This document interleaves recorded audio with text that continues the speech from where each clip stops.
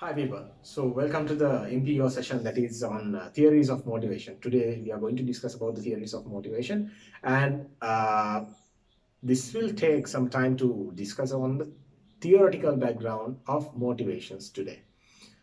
So before we move into the lesson, we'll first discuss about the lesson outcomes.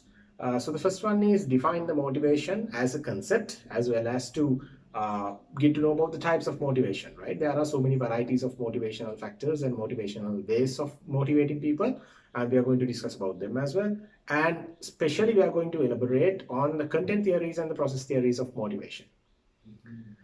And then finally, what is the reason that we do motivation, what are the advantages of motivation. Those are the things that we are going to discuss on today's lesson. So just want to know, before you come into this session, did you have an eager to come to this session, or you just came for the sake of coming? So if you had an eager to come to this session, in the sense that you are pretty good, pretty like motivated to this lesson, right? It can be the way that I'm conducting the session, it can be the time, it can be the convenience for you. There are so many factors which are affecting on motivation. Well, do you know what the motivation is? No. So we'll get to know. I'm pretty sure that you know about something, right? You know that some sort of an encouragement or sort of an inducement can be a sort of a motivation. Yes, of course. But knowing motivation in the sense, to get to know the motivation, we'll first discuss about the definition of the term motivation. So as you can see in the presentation, motivation can be defined as an internal and external factors that stimulates the desire and energy in people to be continually interested and committed to a job, role, or a subject, or to make an effort to attain a goal. When it comes to an organization, it's pretty obvious that we are going to achieve the goals and objectives of an organization, which are known as cumulative, or let's say the collective goals. To do that, let's suppose that you are a CEO. If you are a CEO of a company, you must understand what is the necessity of this motivation, or let's say it's a positive sort of inducement or encouragement of your staff to uh, perform the tasks, let's say. So in this definition, it's pretty clear that internal and external factors stimulate the desire and energy in the people. The purpose of this is to achieve the goals and objectives of your organization.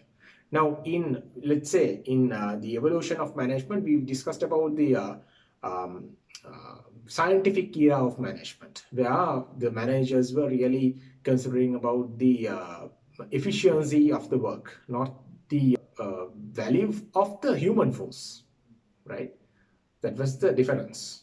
But when it comes to motivation, of course, that is basically a positive sort of, it's that not you're just letting them to do, and you are not just asking them to do. That's the way that you stimulate them to do the work positively, right?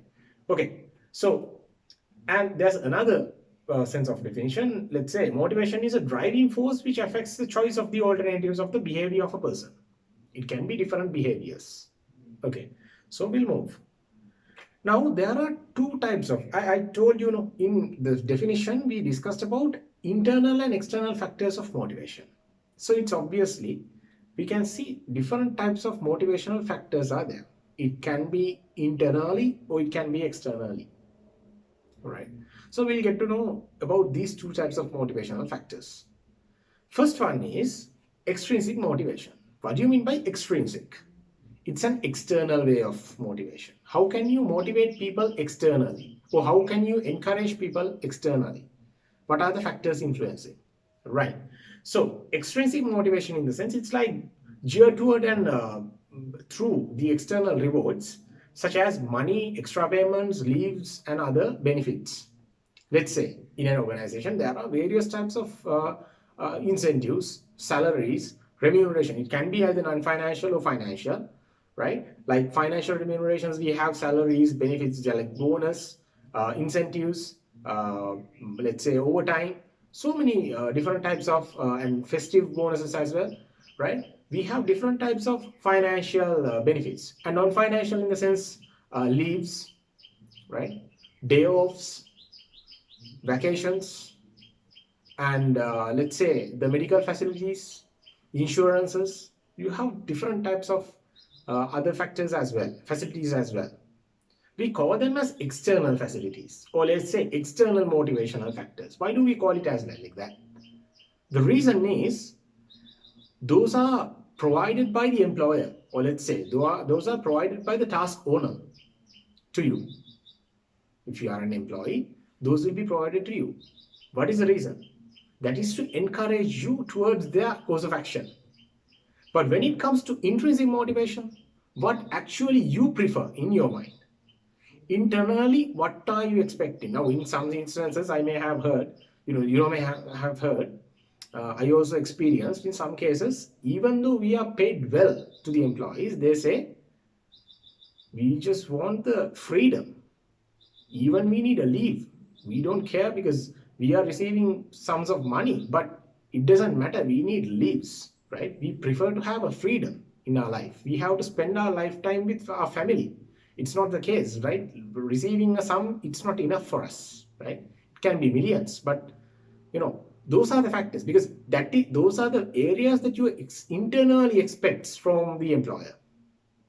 You internally expect those things from the employer, where employer is giving external motivational factors, external motivational, or let's say extrinsic motivational factors.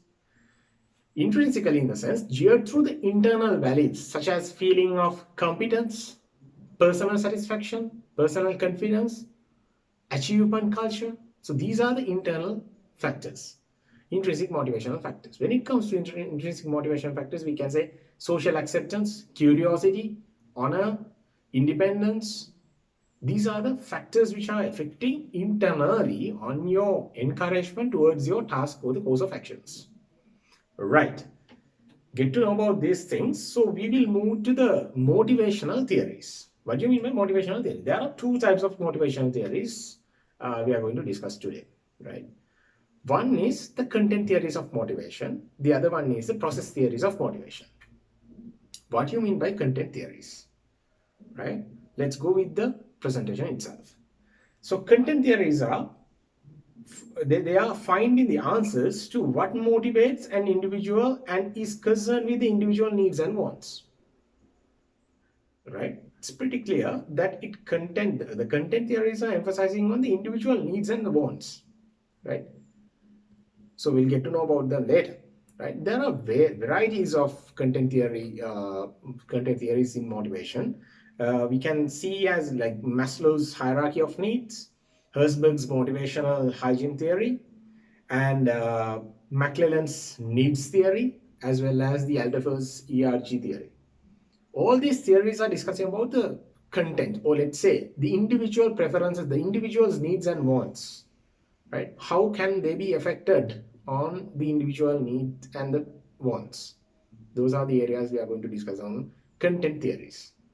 When it comes to process theories, we are going to discuss about how to deal with process theories are dealing with how the motivation occurs, right? How the motivation occurs, automatically it occurs. Now, there we are going to discuss about three theories known as Room's expectancy theory, Room's expectancy, and Adams' equity theory, as well as reinforcement theory. So we'll get to know about these theories. Now, first one is, as you all know, as you may have heard of, Maslow's hierarchy theory. Now, Maslow says that every person's needs and wants, let's say, needs are, it's made of like a hierarchy, right? Hierarchy. We can easily see the first need is physiological needs. To live, we need the physiological needs to be satisfied at the very first. Then once you satisfied your physiological needs, let's say the physiological needs are air, water, food and shelter, like these things, right? So then when it comes to your safety, if you are living, you may prefer to have a safety, right? So safety is the second type of need that you're expecting. So that includes your personal security. When it comes to your job, it's a job security, right? And let's say fixed nature, or let's say constant nature of the employment, right? Health and safety, so that is why you need these insurance covers and things, right? Those are your safety needs. So that is the second layer. And the third layer is love and belongingness. Even though you are living, even though you are having the safety, and you are still expecting, it can be either social, what do you call, social networking, or it can be your family, right? Basically, even though, let's suppose that if you are employed in some way in Colombo, let's say we being Candy people, if somebody of you are employed in Colombo, so most of the people are getting their grievances saying that we would have preferred to have a job in Candy because we have to live with our family. Money doesn't matter for us, even though we are getting a less pay, but still we prefer to be with our family. So that is what you call as social and love and belongingness needs. Then the next one, where these things are happening once you come into a level of your life. Social esteem needs, self-esteem needs. So self-esteem includes respect. Even nowadays we can see, right? Just after your bachelor's degree, or let's say your master's, if you have employed, so let's say you're expecting some sort of a social respect for your, just because of your, not just because of your title or the designation that you're holding, but of course as a person you expect some sort of a respect from the society, right? So and social status, recognition as a personality, right? So these are your self-esteem needs. Then once you became mature, then you expect some sort of needs called self-actualization. Now you have done with your courses, right? You've done with your education, you've done with your family things, the commitments and things, right? You achieved everything. At the last time or the last years of your life, you're expecting to become, if you have, okay, not the last years, let's say this should not be the end of the year, your lifetime, but of course even after you have achieved something in a higher way, so you can think about the self-actualization needs after that, like desire to become the most that one can be. Let's say you are doing the social work, right? You are more into the CSR and community works, right? So that is what you call as self-actualization. So you are the on top of things, you expect that you to be the highest person, right? So these are the ways that you can uh, you know uh, see in the Maslow's hierarchy of need.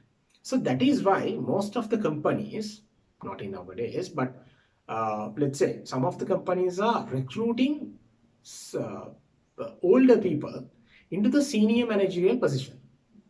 Now, let's say with their work exposure, with their family exposure, with their academic criteria, all these things, they are a bit matured, right? So if they are not entertained with a higher position in management, let's say, what will be their condition? They are not going to work with, right? They are not satisfied because they are at their, they have achieved through their life. So they are at their, higher extent. I mean, it's like they are in their, they are expecting something than the people, those who are working just after their degrees and masters, and they can be the, the people there, those who are in their mid age. Right. So moving to the next theory, that is what you call as Herzberg's motivational factors and hygiene factors theory, or we call it as the motivation and hygiene theory. According to the Herzberg, the management scientists, they say the variable that are perceived to be desirable to achieve the goals and understandable, undesirable conditions to avoid. So when it comes to motivational hygiene factors, there are things where you expect as hygiene and motivational factor. There are two factors, right? Let's get to know what are these motivational and hygiene factors. When it comes to hygiene factors, let's go with the presentation itself. Maintenance or hygiene factors, maintenance factors or the hygiene factors that are not intrinsic parts of the job, but are related to the conditions in which your job has to be performed. Now, those are not prescribed, those are not defined in your job. That is not within your job role. But let's say your company policies, right? Or it can be your corporate culture of your company, right? Or let's say it can be the job security, right? The working nature, the culture. All these things are like uh, hygiene factors. Those are coming under the hygiene factors. But when it comes to the motivational factors, of course, those are blended with your job, right? The factors have a positive effect on the functioning of the employees. It can be the payment, it can be the way they motivate you, it can be the way they recognize you, right? Now, employers should give you the recognition, right? Otherwise, you cannot perform. Even if you are a labor, you must be having a sort of a recognition from the employer. If somebody rejects you, you won't work, right? Because there won't be an attitude to work with all these, the reluctance or the rejectance circumstances. So that is what we call as a motivational theories, motivational factors, right? It can be achievement, recognition, advancement, career advancement, work itself. You must be having, the you must gain the self-respect from the job. Right? Through job, you are expecting that as well. So those are the motivational factors. Right. Moving to the McClellan's need theory, according to the McClellan, he say that uh, there are three types of needs that you need to achieve in your, it can be in your work environment or it can be in your life. So what are the three things? Some people are having, a need of affiliation, right? And some are having a need of achievement, and some people are having a need of power. So these are three ways that one employer can influence over their employees or the people, let's say a team. So what do you mean by affiliation? Affiliation is like now people with some high degree of affiliation, they prefer the belongingness, right? Some people are believing in peership, right? Let's say in some cases, even if that is an employee in a higher managerial level, but if the others are not supporting him, he's a bit of reluctant to work. So that those are things often happening because of the affiliation. They expect the affiliation. It can be the social affiliation, it can be the family affiliation, but still he's, that is why some of the institutions are giving you a sort of an affiliation, right? A due recognition. So because let's say, as an example, if you're attached to a statutory body of your, pertaining to your job role, if you're attached to a, let's say the professional institutions are there, right? So if you're attached to that sort of an institution, that will automatically gives you the power of affiliation to do your job, because it says that you are a qualified professional. So that is why you are here to perform the job. So that sort of an affiliation is there, and also the others are giving you the respect on that, right? Let's say as an example, if a finance person is a chartered accountant, so once he became a chartered accountant, it gives him an affiliation of, the need of affiliation, right? So he has a sort of an recognition, due recognition in his hand. So that is called affiliation. And also when it comes to the achievement, so if they desire to achieve something, the employer or the team leader has to give it to them, right? Without achieving, let's say some people are resigning from the jobs because they say that they don't have something to achieve in their culture, right? It's pointless to be here because I'm not actually gaining something out of it, because of they are having sort of an achievement attitude. So that is why they are resigning, right? If the employer is competent enough to give some extracurricular tasks to them, so the people will achieve something, and because of that achievement culture, they will work, right? That is what you call as achievement. So the next one is a power. The employer has to give the power. It can be designative power, it can be institutional power, it can be, power with your social status, whatever. It has to be there, because with the power, you are a bit motivated to perform or encouraged to perform. Fine. Then we'll move to the Alderfer's ERG theory. Here there are three types of things. I know this session is a bit boring because of these theoretical aspects, but of course, to get to know these things will be, very effective, because in your personal life also you can apply all these theories. Fine. So Alderfer's ERG theory contains three things. The first one is existence, relatedness, and growth. If you can see the presentation, see now, existence needs, in the sense you're expecting some sort of psychological and safety aspects of human beings. As a human, you're expecting social and psychological, as well as the physiological, as well as the safety needs. So these are under the existence need. And relatedness, in the sense you're expecting social belongingness, right? Love and affection, all these things are coming under relatedness. See the way that they have defined in different ways. The same thing have defined in different ways by the different management scientists. And the growth needs are, of course, that is actually your personal growth, as we discussed in the McClellan's theory. That is all about your achievement, right? Your personal growth, right? So Vroom's expectancy theory. We are moving to the process theories. One of the process theories are Vroom's expectancy theory. Now, even if you are at a process of a conduct, you can see three elements are affecting on you, known as expectancy, instrumentality, and the balance. Here, there's an assumption that individual's behavior results from the choices made between him or her with respect of the alternative cause of an action, which is related to the psychological events occurring simultaneously with the behavior. Now, whenever you are continuing your behavior in a professional work life, you may have, there can be some of the circumstances where you may have different types of psychological needs, right?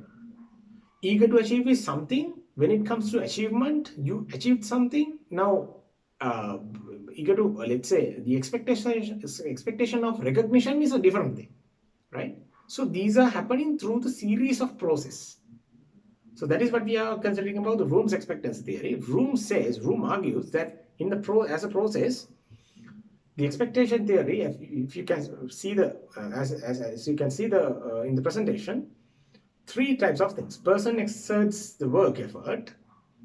Now he's going to achieve it. Then he decides, like, he's working on his expectancy, right? Can I achieve this desired level of task and performance? Fine. Then he achieves.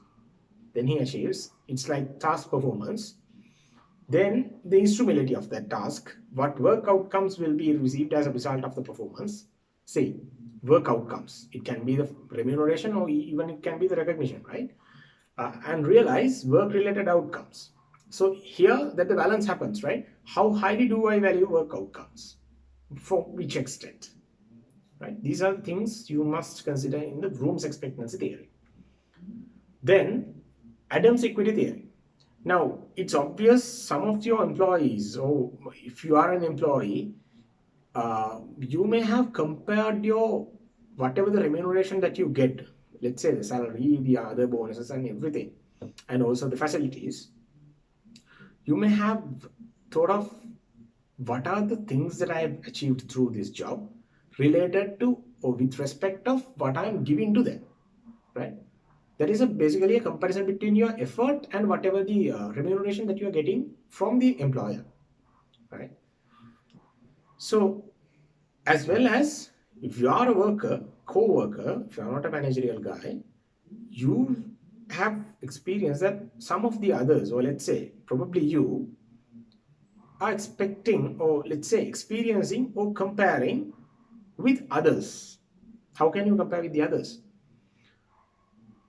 A person who receives the remuneration, a person who receives some of the outcomes from the job, will compare his performance with the outcomes, and at the same time, he is actually considering about the others' work performances as the outcome and the outcomes that they are getting, right? So there are three types of varieties known as overpaid, underpaid, and equity. Equity is where your the number of inputs and outputs are equal, right? the amount that you get, you will satisfy with the work that you do for the amount that you get compared to the others. If somebody is getting something without doing anything, you may feel like you are doing so much of work and you are getting paid this much, and without doing anything, he's also getting the same salary for doing nothing, right? These types of comparisons can be happen. So that is what we are calling as what we are discussing on the Adams equity theory, right? So the reinforcement theory, it's another type of a process theory, right? There are four types of extents where you can consider in the reinforcement theory. Managers must either uh, reinforce or punish reward-based employees on the contingencies. So this is happening that line. Positive reinforcements are the ways that, let's say, if you are the employee and you have having a manager, let's suppose that for whatever the acts that you do, if manager appreciates your act, we call it as positive reinforcement, which means that they are like, as the management, they are encouraging you to do that again and again, continuously. But when it comes to a punishment, let's say your act cannot be accepted by the management, because of that the management asks you to maybe demote yourself, or probably you may have, the management will fire you, right? So that is called punishment. That is a the obvious extreme extent of the the opposite extent of the positive reinforcement. The other one is negative reinforcement. Now, without punishing you, of course, manager stops appreciating you. They are not giving you the appreciations, right? So it's sort of a neutral behavior where they are not actually encouraging or inducing you to do it again and again, right? Not omitting. But when it comes to extinction, manager ignores your behavior, where you should not act again like this, right? They are just, implying, okay, we are not in a position to accept your behavior, so better you not to. That is the way. There are four extents. Fine. So, coming to the end of the session, we would like to give you some, idea about the advantages of this encouragement, or let's say the motivation. What are the advantages that you have?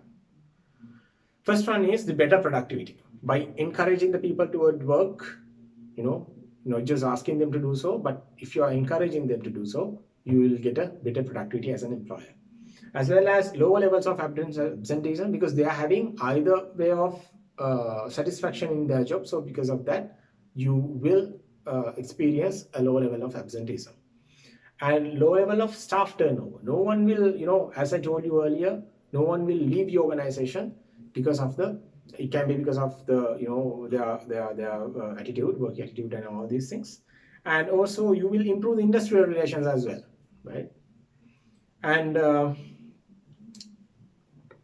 also you will improve your product quality, because if there are, it can be service or product quality, because if there are people with sort of motivated people, so they will do their job in a better way than the people who are frustrated with their job.